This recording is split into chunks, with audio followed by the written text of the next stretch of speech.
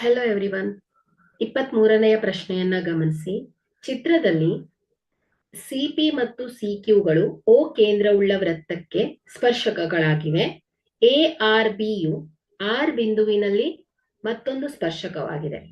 ಸಿಎಬಿ ತ್ರಿಭುಜದ ಸುತ್ತಳತೆಯು ಸಿಪಿ ಸ್ಪರ್ಶಕದ ಉದ್ದದ 2ರಷ್ಟಿದೆ ಎಂದು ತೋರಿಸಿ. ಓಕೆ, ಸೊ ಇಲ್ಲಿ ನಾವು ಸಿಎಬಿ ತ್ರಿಭುಜದ ಸುತ್ತಳತೆಯನ್ನ ಹೇಳ್ಬೇಕು. ಎಷ್ಟು? ಸಿಪಿ ಸ್ಪರ್ಶಕದ 2ರಷ್ಟಿದೆ ಅಂತ ಹೇಳ್ಬೇಕು ಮಕ್ಕಳೇ. ಹಾಗಾದ್ರೆ ಇಲ್ಲಿ ಸಿಎಬಿ ತ್ರಿಭುಜದ ಸುತ್ತಳತೆ ಅಲ್ವಾ? ಸೊ ಈಸ್ ಈಕ್ವಲ್ ಟು ಏನ್ ಹೇಳಿ?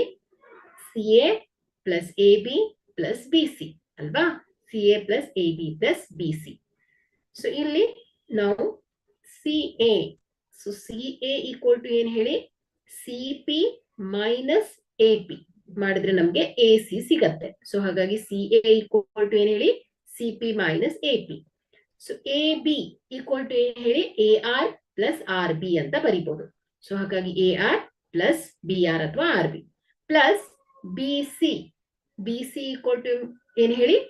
C Q minus B Q ಮಾಡಿದ್ರೆ ನಮ್ಗೆ ಬಿ ಸಿ ಸಿಗತ್ತೆ. ಸೊ ಹಾಗಾಗಿ ಬಿ ಸಿ ಈಕ್ವಲ್ ಟು ಏನ್ ಹೇಳಿ? C Q minus B Q. Okay, so ಇಲ್ಲಿ ಪ್ರಮೇಯ 10.2 ಏನ್ ಹೇಳತ್ತೆ?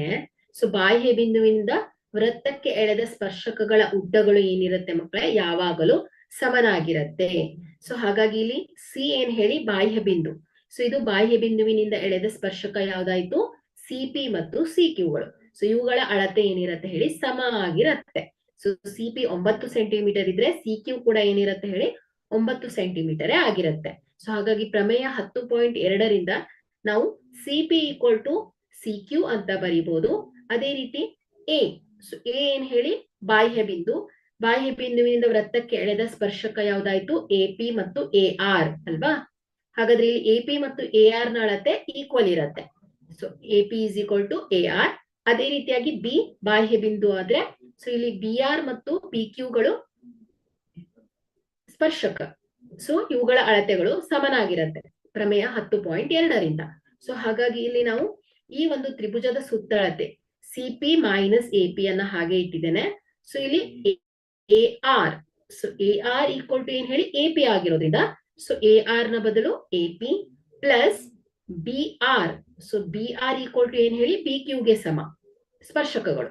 ಸೊ ಹಾಗಾಗಿ ಬಿ ಆರ್ ನ ಬದಲು ಪಿ ಕ್ಯೂ ಆಯ್ತು plus C Q. So C Q is equal to ಏನ್ ಹೇಳಿ?